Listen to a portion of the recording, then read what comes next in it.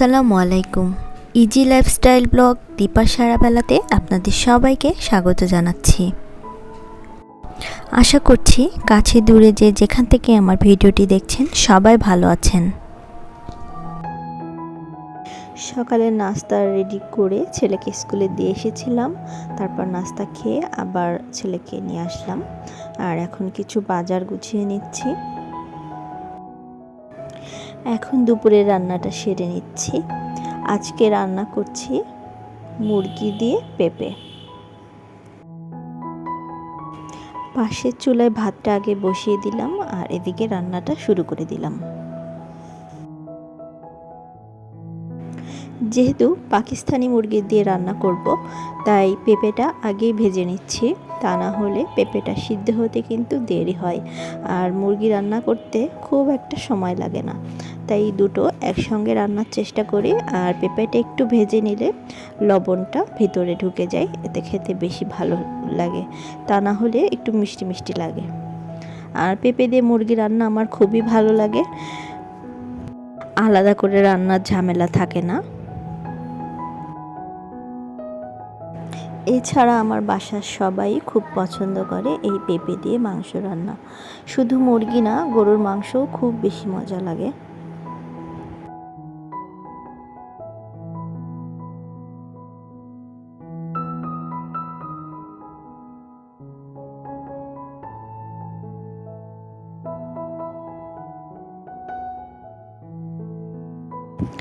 পেঁপেটা কিছুক্ষণ ভাজার পর হলুদ এবং অন্যান্য মশলাগুলো দিয়ে দিচ্ছি।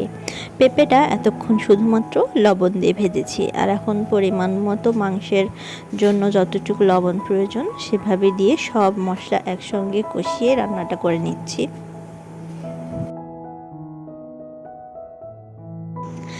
রান্না বান্না করার আগে সব গুছিয়ে রাখলে রান্না করতে খুব একটা সময় লাগে না। রান্নাটা করছি আর ফাঁকে ফাঁকে ছেলে ডাকছে, এটা দাও ওটা দাও, তো সেগুলো শুনে আসছি।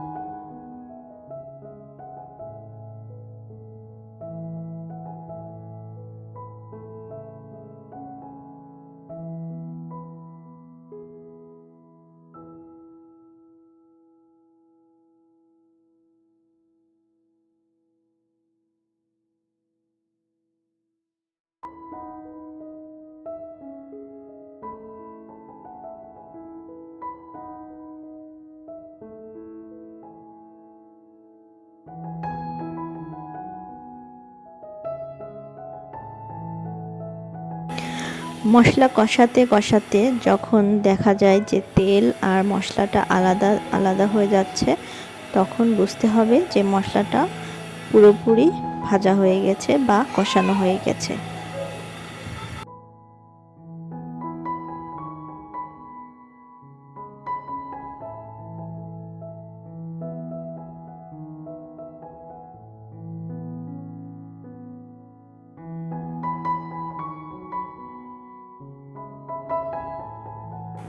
মশলাটা পানি দিয়ে খুব ভালো মতো কষিয়ে কষিয়ে নিয়ে তারপর মাংসটা দিয়ে দেব, আর মাংসটা দিয়েও খুব ভালো মতো কষাতে থাকবো। 2-3 বার অল্প অল্প পানি দিয়ে কষিয়ে নিয়ে তারপর ঝোলের পানি দিয়ে সিদ্ধ করে নামিয়ে নেব। আর নামানোর আগে গরম মশলা গুঁড়ো দিয়ে দেব।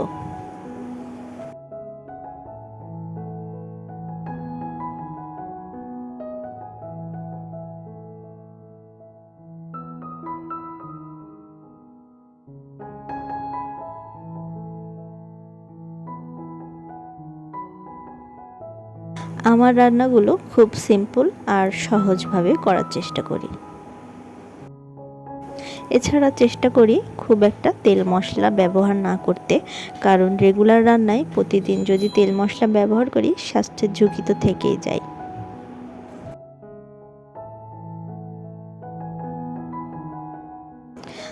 এখন বিকালবেলা চা আর কফি বানিয়ে নিচ্ছি, সবাই একসঙ্গে খাবো।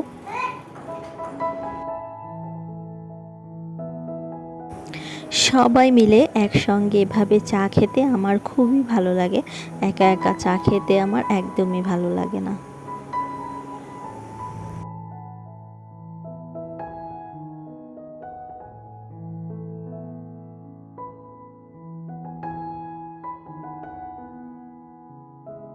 ওদিকে মেশিনে কাপড়গুলো দিয়ে রেখেছিলাম, সেটাও হয়ে গিয়েছে, এখন মেলে দেব।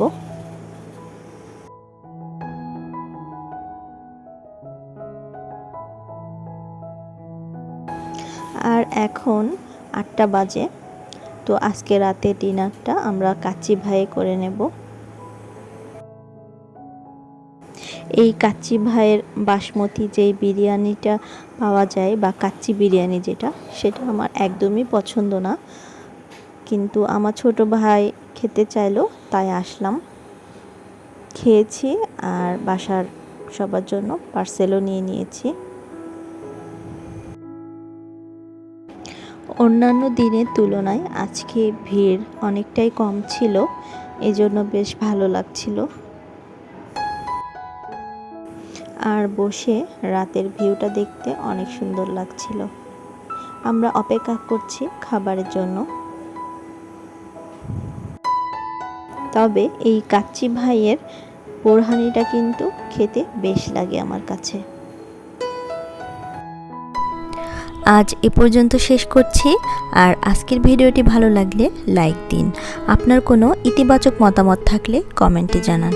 আমার সঙ্গে থেকে অনুপ্রাণিত করতে অবশ্যই সাবস্ক্রাইব করুন এবং পরবর্তী ভিডিও পেতে পাশে থাকা বেল বাটনটি ক্লিক করে রাখুন। সবাই সুস্থ থাকুন, নিরাপদে থাকুন। আল্লাহ হাফেজ।